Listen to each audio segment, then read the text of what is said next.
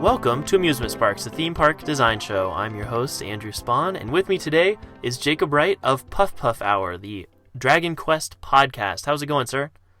It's going great. How about you? I'm glad to be here, glad to be talking with you. Dragon Quest is an awesome series, right up there with Final Fantasy. Some may say it's even better. Some may say that. The flavors are certainly different. The art style is different. For me, I hold them both very dearly in my heart for different reasons. I don't know. Agreed. Dragon Quest, to me, I love it feels more pure and more wholesome, and there's that Akira Toriyama artwork, which you just can't separate from the series itself. I don't know, if you love his artwork, this series should have a special place for you as well, or if it doesn't yet, you gotta try it out. But just the world is so cool. It's almost a little bit fairy tale-ish and fantasy, and I don't know, the characters, there's so many cool little vignettes in this series. I feel like Final Fantasy is about kind of convoluted, complex, dark plots, and then Dragon Quest is more kind of simple main storyline and then a bunch of really cool, interesting vignettes that you encounter along the way. But what are your beliefs or thoughts about why Dragon Quest is special? Well, I mainly think it's because of the purity of the RPG, like you say as well. Mm-hmm. It knows what it does, and it does it best more than any other RPG series, because it takes high fantasy and just tells a simple story, keeps simple mechanics, doesn't try and change it up too much, which some may disagree with, thinking that it doesn't try and be innovative, but it knows what it does and is very, very good at it. Totally. And comparing this versus Final Fantasy, I feel like Final Fantasy, each game is so different in the the art direction and the style and the setting that it wouldn't make sense to do one shared universe theme park. That would have been a little too much to ask for, I think, because it's clearly set in different worlds. Whereas Dragon Quest, there are kind of different trilogies within the main series, but they're all a lot more cohesive. You could see these all taking place on the same planet, maybe throughout the generations, but they're at least sort of in the same setting-ish. Yeah, it's definitely just high fantasy, medieval times. Yeah, whether it's the Zenithian or Alfgard trilogy, and yeah. Cool. So, in doing this for a theme park, is there a certain trilogy you want to start with, or a certain game you want to start with, or just kind of mash up all of our favorite parts into one amazing land? It's definitely a big old mashup. Sweet. I feel like that works really well, like I said, for the Dragon Quest series. But yeah, for people who are not super familiar with Dragon Quest, in the US it started out as Dragon Warrior. The first game you got free with a subscription to Nintendo Power. That's kind of how I think it got into the hands of a lot of people, was I guess they expected it to be a bigger smash hit right off the bat, and so they printed a lot of cartridges of the first game and then ended up having to give them away, basically. But yep. I don't know, introduced a lot of people to the RPG, the JRPG, that is, Japanese role-playing game, in the 80s. And yeah, it's a series that's continued on and on and on, and Dragon Quest XI came out, was it this year? Maybe last year. Last year. That game looks amazing. I haven't played it at all yet. Have you played Dragon Quest XI? Yes, I have, and I beat it. We're just waiting on getting the review done. It's fantastic. If you are into any traditional JRPGs, it follows the format, but it makes a lot more things streamlined. So you actually can see one of the key staples in Dragon Quest, which I've always known it to be unique, is when you go to a status menu, you can't see when you can level up. You would always have to go into the churches and talk to the priests to see how much it would take to level up. Dragon Quest XI just wipes that. Now you could see how much it takes to get to the next level just right there in the menu. Cool. So they're maybe adding more modern amenities to the series, which has usually more traditional mechanics. Right. And that's cool. I've heard it's just amazing. It's kind of the best of what Dragon Quest has to offer. And the graphics are just amazing. It's so cool. Yeah, they definitely took the same cel-shaded thing that Level 5 did when they commissioned them to develop and do 8. So right. Yeah, it looks like what 8 felt like at the time. When 8 first came out, you're like, these are the most realistic anime-style graphics I've ever seen, but looking back, it is a little pixely. It looks like a 3DS game, kind of. no offense to 3DS games, and 3DS is actually a really important console for the series, isn't it? The DS/3DS era, yeah, definitely. They ported nearly everything, including like 6 imports that still haven't come over here Right. from the DS/3DS era. So that entire series is now just based off of buying a 3DS, and you can experience most of everything it has to offer. Would you recommend that over all the mobile versions? I have not played the mobile versions except enough. for of 1, 2, and 3 because they obviously aren't on the 3DS, but I don't know which ones are better. It seems like playing it on mobile would be a pain. Like, I mean, I realize it's nice you can take it with you, but you can also take a 3DS with you. Yeah. I don't know. I feel like the form factor of a 3DS is so much better for RPGs than mobile, but they are available on mobile, which is kind of cool. Like, you don't have an excuse to not get a Dragon Quest game, really. Exactly. 1 and 2 are short enough for them to be suited for like the phone. But yeah, 3 That's a was good point. pretty darn massive to play on the phone. Not gonna lie. Mm-hmm. Can you tell us about Puff Puff Hour? Like, what do you guys do over there, and like, what could we expect from the show if we want to tune in? Well, we release episodes infrequently because we're trying to get all people together to record an episode. It is hurting cats. But we are attempting to go through every Dragon Quest related game that was released here in the States, possibly trying to play a couple imports if there's a good English ROM. That sounds awesome. On an earlier episode, you had Ultima Final Fantasy, which is part of a huge Geekdom Entertainment set of shows that we have, and Dragon Quest is one of them. It's awesome, and I like what you guys do to the Dragon Quest world is a lot like what they do to the Final Fantasy world. Like, right.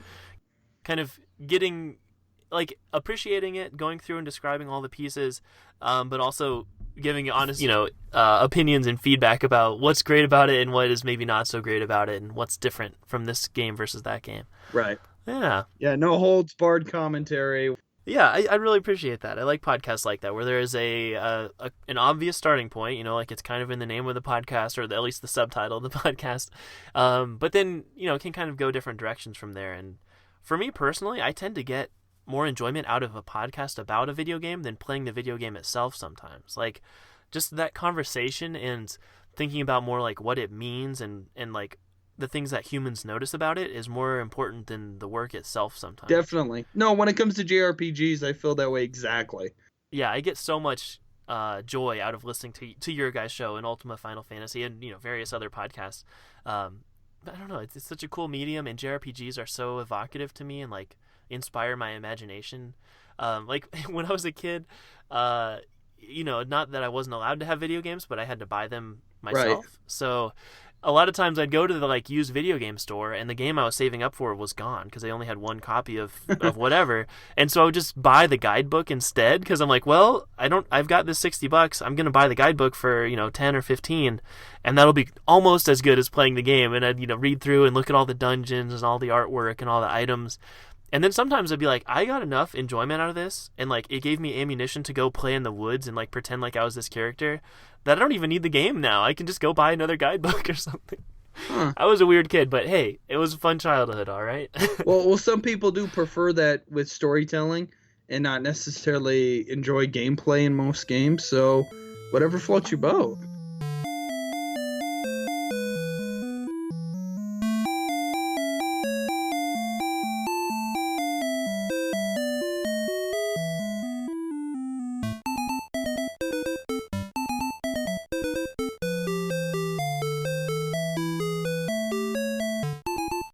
Want to do a theme park? Like, definitely. I'm stoked about this. Like the world of Dragon Quest, I just want to go to. I want to live there, at least for my weekend or my spring break or whatever, at a theme park. But yeah, where do you think we should start? What would be like maybe the first thing you see when you enter through the front gates? What would you like to put up there? Well, you have to first, with Dragon Quest, one of the early innovators of a job class system, you have to dress up and you have to be able to pick what type of job class you're going to go as throughout the park. Mm-hmm. That's awesome. And could you explain like the job class in case there's anyone out there who like this is their first time hearing about that system? Well, a job system. Definitely. You have your base character and you decide what type of class he's going to be. So that can alter their armor, their weaponry, what kind of accessories they may wear. And the further you level them up in the specific job class that you do pick, you can learn abilities that are tied to that job class. So obviously a priest would be holding on to a mace or a wand, and they'll be able to learn healing spells. Yeah, so it's just a way of making each character a little bit more different and giving you an advantage over certain parts of the competition and giving you like a well-rounded party. So yeah, it's pretty common RPG trope, but it's a cool way to like start out the adventure. Like, who am I going to be today? I love the idea too that this allows you to separate yourself from reality. Like, the best theme parks, I think, get you out of your element and out of your own body almost. Like, there's some parts where you kind of lose yourself, whether you feel like a kid or you feel like a character in this world. Both of those are amazing things to do once in a while, when you don't have to like go to work that day. You can just have fun.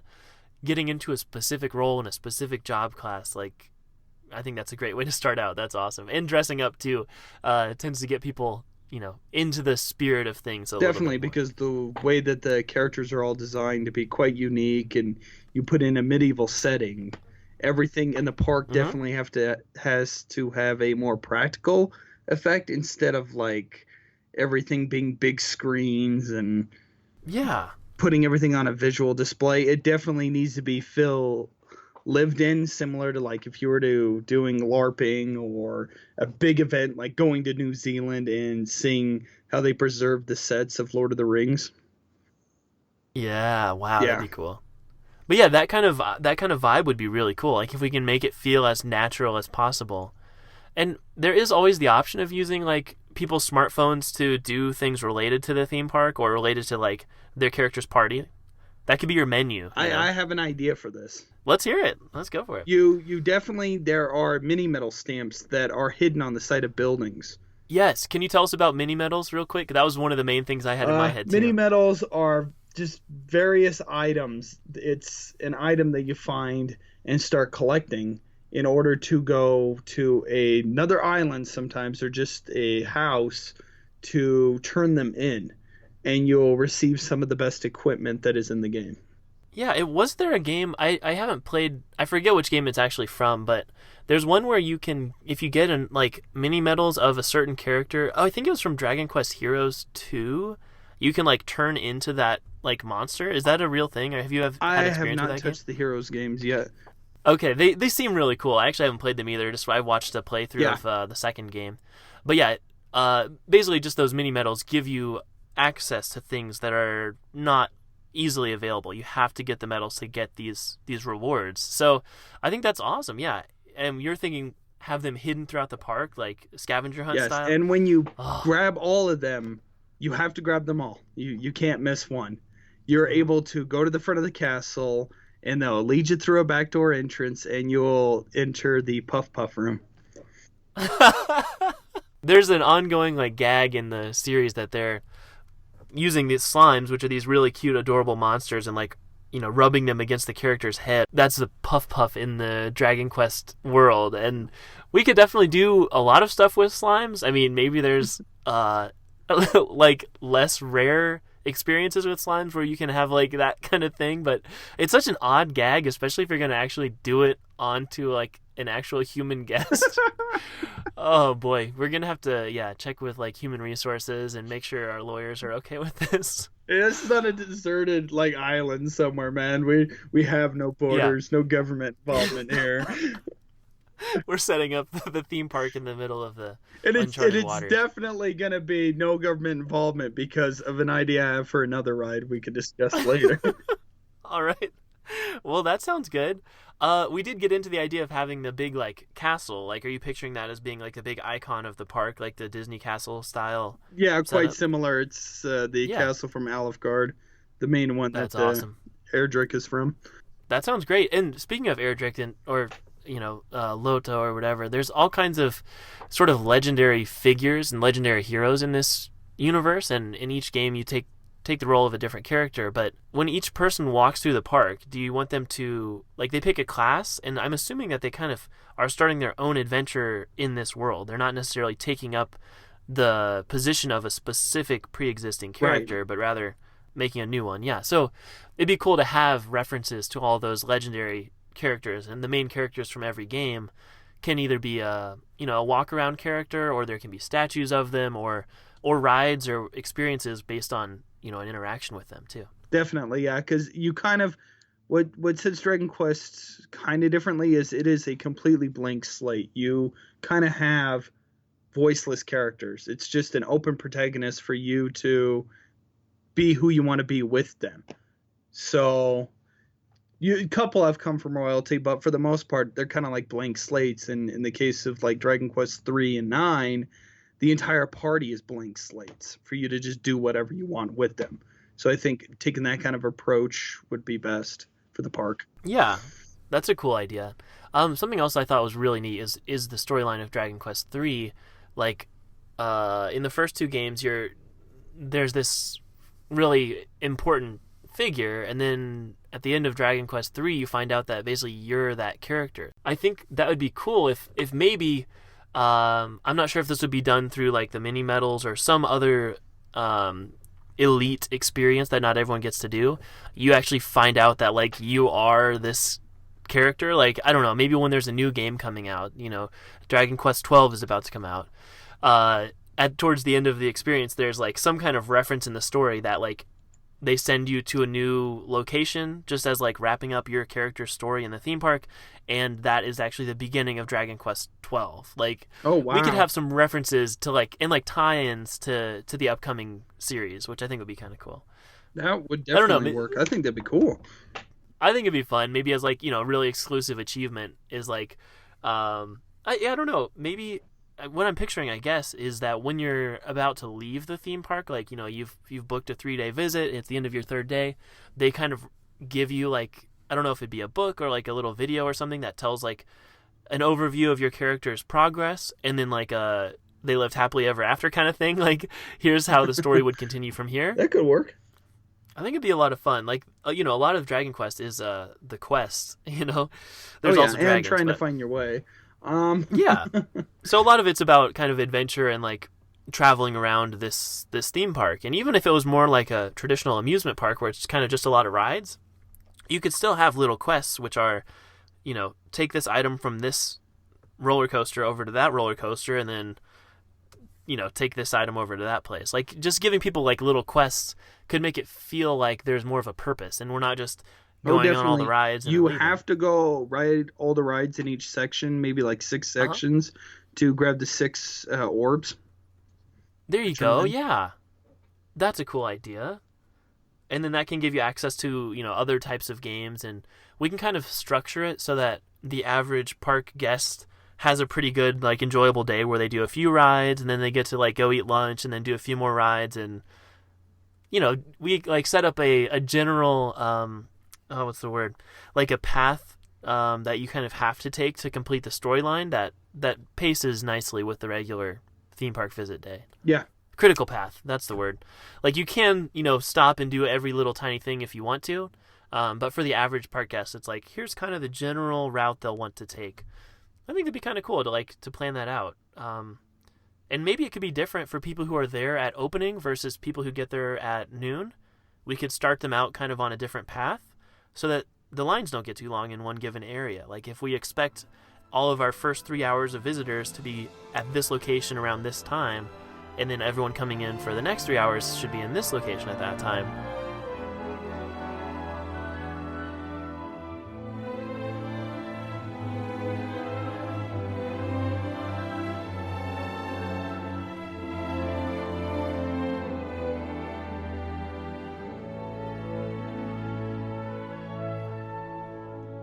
Do you think we should split them up by class? Like, should there be like a little introductory area where you learn how to be your specific class? Or should it just kind of be, here's just the entrance, go have fun?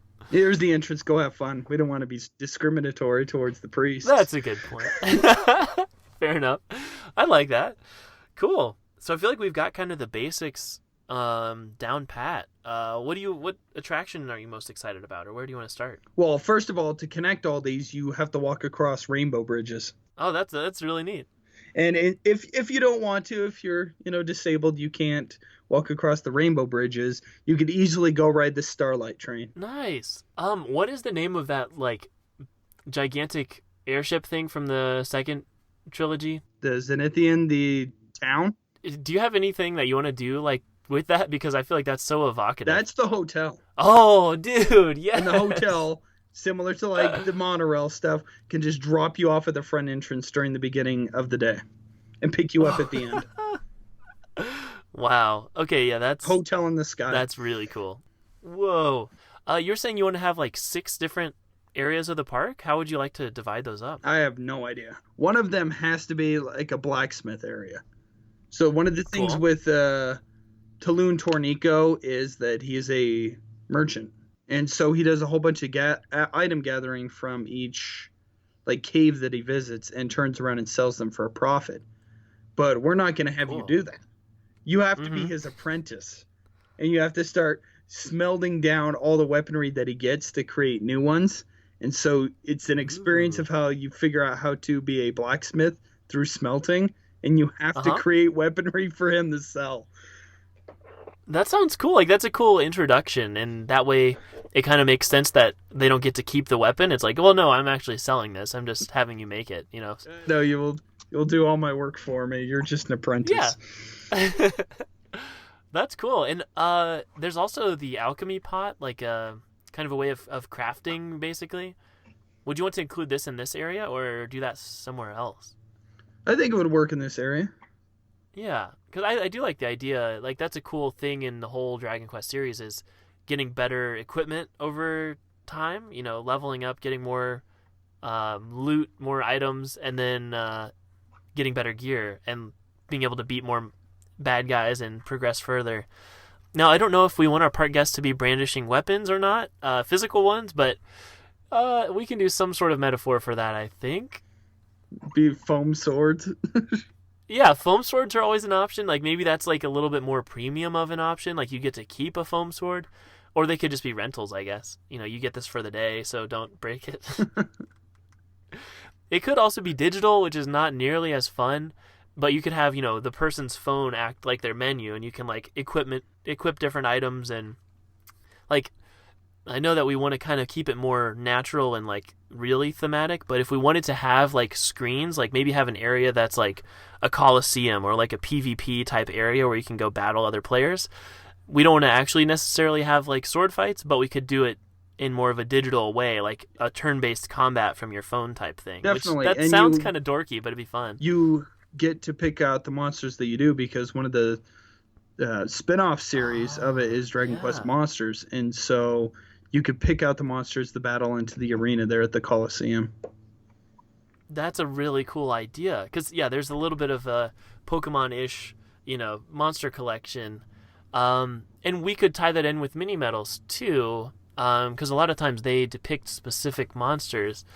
So you can get, like, you know, rarer versions of that monster or something to battle with and train them. Like, you could do some sort of Pokemon Go-ish. Yeah, and there's daily tournaments, and some people just show up to just compete in the tournament and then go home. Yeah, I mean, that could be just like a fun recreation, you know, for people who are locals. Like, oh yeah, we're just going to stop by, you know, from 5 to 7, there's a tournament or whatever. Yeah, it's the local Magic tournament. Right? That sounds cool. And then you could tie it in with, you know, like I said, whatever the newest game is. Because there's always, you know, subtle variations on the rules. Like, does this game have the job system? Or how does combat work a little differently in this game? We could kind of update the rules to go with the current game that we're peddling, you know?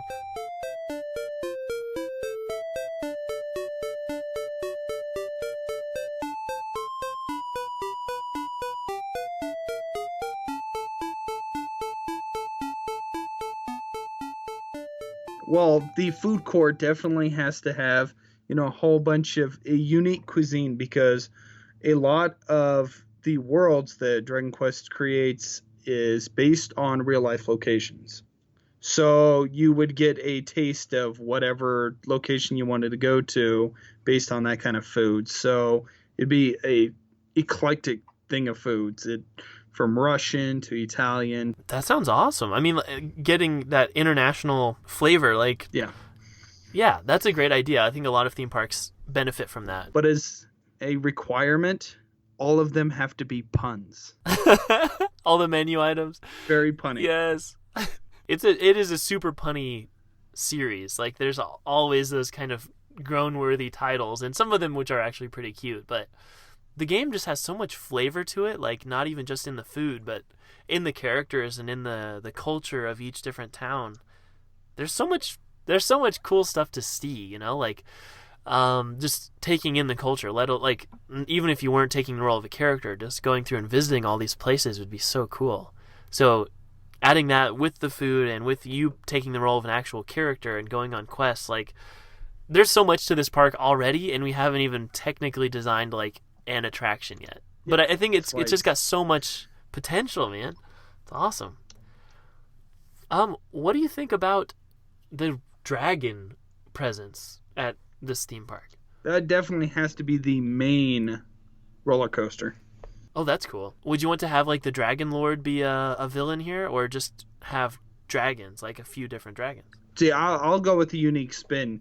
The Dragon Lord is huge, gigantic animatronic, and you're the one actually on the dragon, and you're trying to take out the Dragon Lord with the dragons. Now, I know open flames in an amusement park won't go over too well, but you're trying to take out Dragon Lord with the dragons.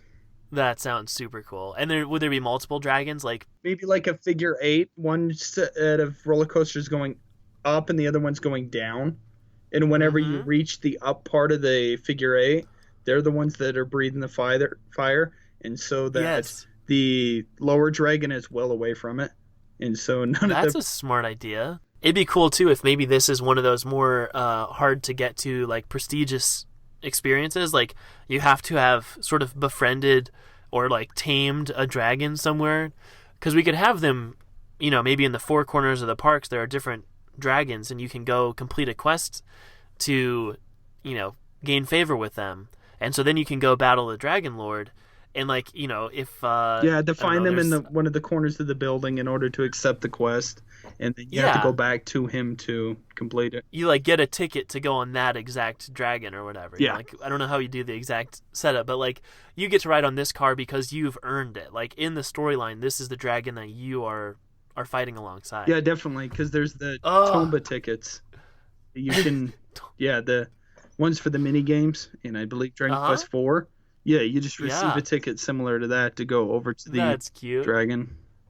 Oh man, should we do like a casino type area? It's definitely full legal gambling. Yeah. And it's an open area that anything goes. So if you get mugged and robbed and pass out, we don't care. We'll provide you with an inn to rest, but we also take half your money. Yeah, it is kind of a sketchy world, isn't it? Like, you can't really trust all these cute, charming characters. Yeah, because if you get knocked out in the wild, you wake up in an inn with half your money. Yeah. Like, what? What happened to me last night? Yep. Oh, that's funny. Okay, that's cool. Just like every game has a casino. Is it every game? Every main series game? I believe except 9 and 1. 1, yeah, definitely 1 and 2. Yeah, but that's like, it's just a cool little flavor, like some fun things you can go do. And yeah, you can have most of those experiences, I guess, would be like sitting down experiences. Like that's where you can get some air conditioning, maybe, rest your bones. That sounds really fun. And you could also have some rare prizes to give away, whether that's like sort of legendary gear or just more tickets to like go to other prestigious experiences. Oh, the cost. You would have to spend like $1 million in order for you to get to buy all the exchange tickets in the stands and stuff to get a liquid metal sword. That's awesome. Because Lord knows those are expensive. Yeah. There's always like that top tier gear that everyone really wants. It's like, I don't know if you technically need this to like beat the game, but it is hard to get, so let's try to get it. Yeah, let's spend all our money at the casino. Yeah. It actually works as a metaphor for real life whenever you see the prize things and the freaking nickelcades and even in like an arcade, it's like, oh, look at that, Nerf gun that's like a sniper rifle. I need that. I need the translucent Nintendo 64. I know it costs twice as much as it would to just go buy one, but I want to win all the tickets. Purple one. Yeah, dude. Yeah, I was quite fond of that one. Even though I don't like the Nintendo 64, the color palette for that was cool. Yeah, I just like the translucent 90s plastic was so pretty. It's so cool. It's awesome. That was just like a cool trend that I can't get rid of. Like, I'm starting a new job in a couple weeks, and I was just thinking, like, I was picturing my like dream office, and it would be like brightly colored translucent plastic. Every electronic would be like, see-through orange and like see-through blue, and I'm like, this is gonna look like a little girl's room. Like, I don't think I actually want that for my like real, adult man job office. But in my heart of hearts, that's what I want. But I feel like I should maybe go more professional color scheme. No, you're good. Yeah, maybe my home office will be translucent plastic, gummy bear beaming. Oh boy, should we do like each NPC can also have like a unique quest, like NPC meaning non-player character, like basically a person who's inhabiting the role of someone living in this world, just standing there, selling bread or whatever. But maybe if you approach them and ask, is there anything I can help you with, or some kind of cool thematic, maybe Old English style way of phrasing the question, they can give you a quest if you ask for it. It'd be kind of a cool experience, because that's something I love about RPGs, is that, especially JRPGs, it's like you feel like such a part of the community because you can go through and talk to every single person. They're not too busy to talk to you. They're available to speak to you, and half the time they have something they want to give you or ask you to do in exchange for something. So you're just such a cool, transformative, powerful force in the universe where you just walk down the street and people come to you asking for help. Like, that's so cool. Like, there's such a neat sense of community in that. So it'd be cool to recreate that in real life. I live in a state, Utah, that has this place called Evermore, and they're working on something that's a complete, like, questing and interacting with the people. So I've been to it. Yeah.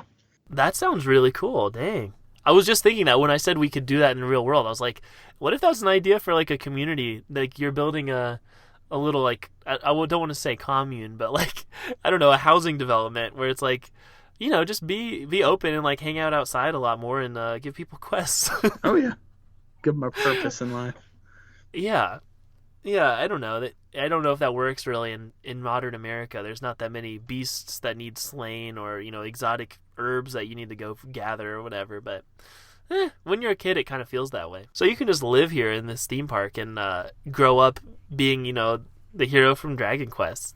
Pretty much. It'd be kind of interesting. Okay, so we have dragons, we have quests, we've got a lot of Dragon Quest stuff. What about, like, specific rides or attractions? Are there any specifics that you had in mind? I thought of two. One is there's a gigantic octopus fight when you are boarding a ship.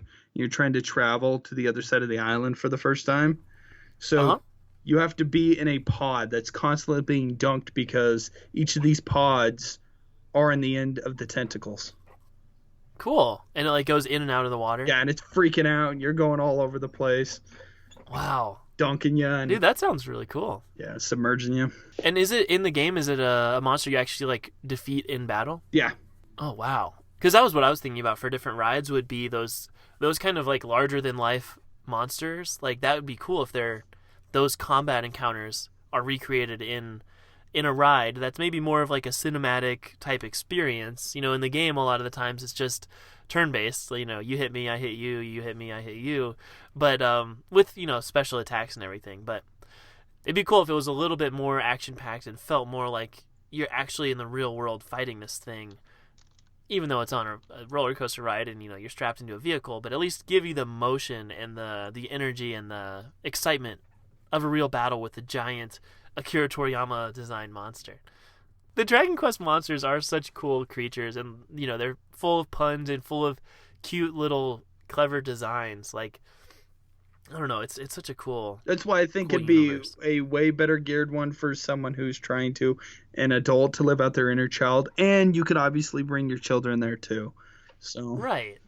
Oh yeah, that's awesome. That's awesome. What was your other coaster idea? All right, I do not like much of Dragon Quest VII. Ooh. It's way too long. It's 100 hours plus.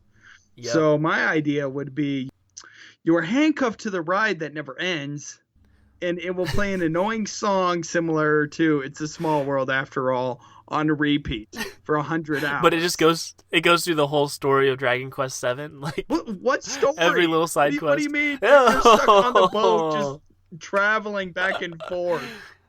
It's like you have to watch a Let's Play, real time while this annoying music plays over top of it. Just on repeat. And Oh, you can't get man. out because you're handcuffed to the ride. Yeah, you have to go there. If you violate park rules or something, you get sentenced. All right, you go beat Dragon Quest VII, and then you can resume your Oh. fun. I hope you had tickets for tomorrow too, because you had to pay 2 full days admissions to complete the attraction. That's being quite modest.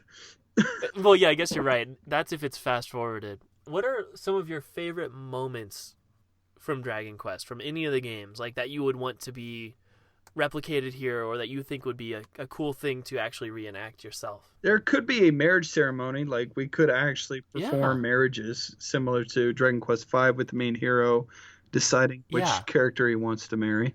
Bianca, by the That's way, cute. that's canon waifu. Just gonna put that out there. She's the best Fair one. enough. Devora is just like if you like being bullied around, like Right?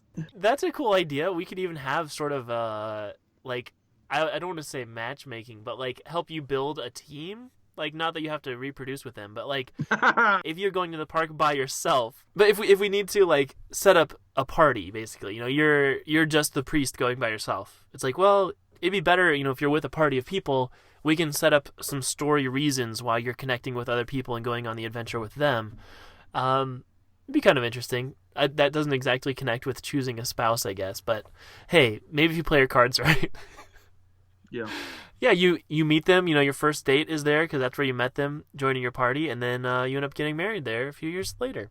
I like it. It'd also be cool to do sort of some sort of record keeping of what each character's story arc is. What dragon did they interact with, which monsters did they defeat, all that kind of stuff. And you give them the little summary when they leave, and then they come back the next year, and you get to add on to that story.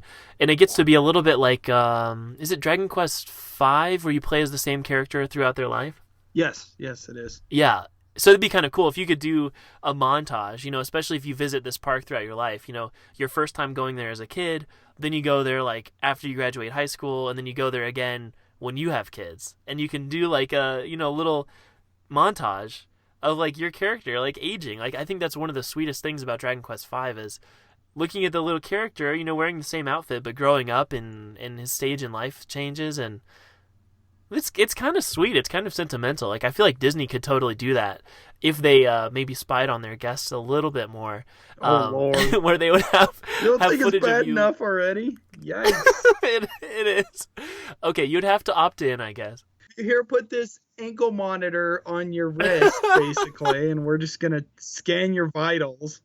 Good Lord. If you want to download the app, you have to give us your GPS coordinates, and so we'll be able to track you with the cameras, no problem.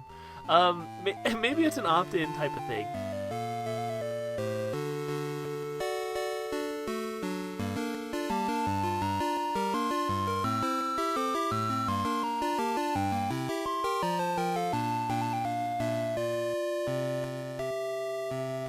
It'd be cool if we had some interactive features, depending on what weapon you have or what type of item you're carrying, you can get through certain doors, or kind of like the Wizarding World of Harry Potter wand system, something like that, where magic users can get through here, or if you have a certain kind of weapon, you can break through this door, or if you have a certain stat. Thieves have to have the master key. Yeah, I mean that's pretty straightforward. That would definitely work. But it'd be cool if there are certain class-specific missions, certain quests that you can get assigned as long as this type of person is in your party, because you'll need them to do something sort of solo at some point. It'd be kind of cool. If there are guilds that can give you certain quests.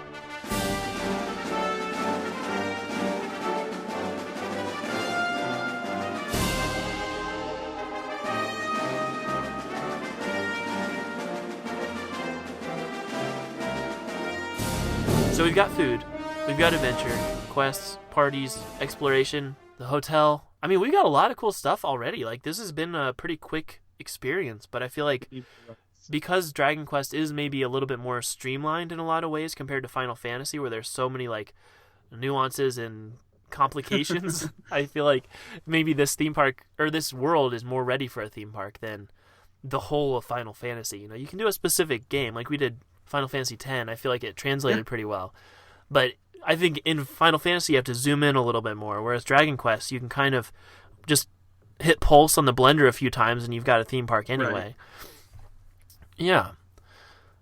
Cool. Yeah, I feel pretty happy about this one.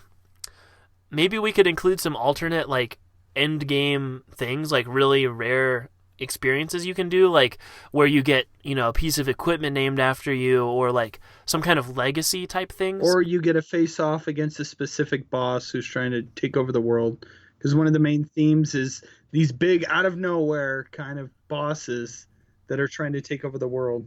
We could do it like every summer there's a new ultimate villain. You get an alert or an invitation to come back and help defeat the next, world-ending catastrophe. Yeah, Malroth is defeated, and here comes Estark. Right. There's always a new bad guy around the corner, either pulling the strings on the previous bad guy or just, sensing a power vacuum and jumping into that spot. Mortimer would be the end of the year event, because Mortimer is just this huge, gigantic pain in the butt. It's like X-Death of Final Fantasy. That's kind of a cool idea too. If we had a revolving cast of villains, you could have the same like ride experience. This is like the final boss coaster, and in the center of the whole coaster like layout, there's a giant like animatronic or a giant screen or whatever that is the bad guy, and we just kind of switch out the projection that's going onto it. So maybe there's one for like humanoid shaped bad guys, there's one for more monster shaped bad guys, and we can just kind of switch back and forth between the two. Yeah. What about a Dragon Quest Builders area? Now I'm starting to like think about some of the spin-offs. Dragon Quest Builders is probably my favorite Dragon Quest game. Like, oh wow. I just love that kind of gameplay. Like, it's sort of like Minecraft-ish, but it's very flavorful for the world of Dragon Quest. Like, I don't know, do you think we should do an area that has that sort of element of building a village up? Because I think that gameplay loop is really interesting, but it might be hard to do with, a massively multiplayer experience. It is hard to translate that into the real world unless you're using like augmented reality or something like, have you seen Minecraft Earth? I have trailers for seen a little bit of it. Yeah, I believe I saw one trailer for Minecraft Earth. I'm so excited for it. Like, it's just an augmented reality. Like, you can look on your phone and like see your build in the real world. It just seems like such a fun thing. You can build on the same piece that other people are building onto, and like it seems like a really cool idea. But we could do something like that where, although I don't want to use like a phone necessarily, but it could be something digital, where it kind of, you're looking at this. I don't know. It sounds kind of dumb, but you could definitely help contribute resources and contribute, items that you find towards rebuilding a village, and then instead of actually having to have blocks and that whole thing, because that logistically seems hard to do. Like, I think that's why there's not a Minecraft world where you're actually building stuff. It's hard to like actually recreate that in the real world. But it could be digital though. It could be like, here's the progress that you're helping us make. We need 3 more of this material, and then this house. Yeah, work slaves work. Rebuild the town. I mean, if you think about like what you're actually doing in most JRPGs, it's kind of not necessarily demeaning, but like it's pretty simple. It's like, go hit this thing with a sword until you get enough items and take them to this person and give them the items, and then go smash that thing and bring the items back and give them to this person. It's a lot of work, Yeah. Yeah. Considering hardly anybody else is out there doing it, the entire world is in peril. Yeah, they need monsters just you. are stopping trails and paths from items to going to other places. You are the sole reason the economy exists anymore. That's true. Wow, that's a good point. You're like reestablishing trade routes and, delivering messages to long lost people, and there's all kinds of like goofy things that you're doing in JRPGs that could just be solved by more technology or more infrastructure. If only we had a train line, we wouldn't need any of this other stuff. Exactly. Or automobiles. Those would be nice. But yeah, it's kind of everything must travel by hot air balloon. Right. But it is fun to do all those quests and to be needed for these little things. But yeah, they just don't translate to the real world that well. I definitely think it'll feel like a game if people are coming to you with all these things that they need. But it does feel good to be needed in a JRPG. If your character wasn't there, the world would not make much progress. Yeah, and a lot of the focus, because of how simplistic Dragon Quest story is, Mm-hmm. these side quests do flesh out the characters and the towns and the whole overall setting of the games that works well with the theme park, as opposed to some other JRPGs where it's so story driven and focused. You're literally just going from checkpoint to checkpoint Yeah, and not really caring about what's going on in the towns. totally true. And yeah, I would love to translate that sort of like little fairy tale vignette system. Like, you get to a new little area and there's like this kind of self-contained smaller story, and you get to experience, like, I don't know, 5 to 10 of those per day depending on how many roller coasters you want to go ride on. I think that'd be so fun. And maybe you could even incorporate some of those into like the queue area. Like, if once the line gets to be a full hour at this theme park, they kind of activate the little storytelling vignette that happens in that town. Oh yeah, there are people that are going to be coming out there in character costumes, second that the line shows up, and they're going to be performing essentially stage plays without needing a stage. Right. They'll just be performing for the people that are in the line at the queue. I think that sounds awesome. Or there could even be a stage, like, but yeah, however you want to do it, I think that'd be so and fun. then have the queue be, around the stage. Yeah, so you always have a decent view. There's always something to be looking at. I think that sounds awesome.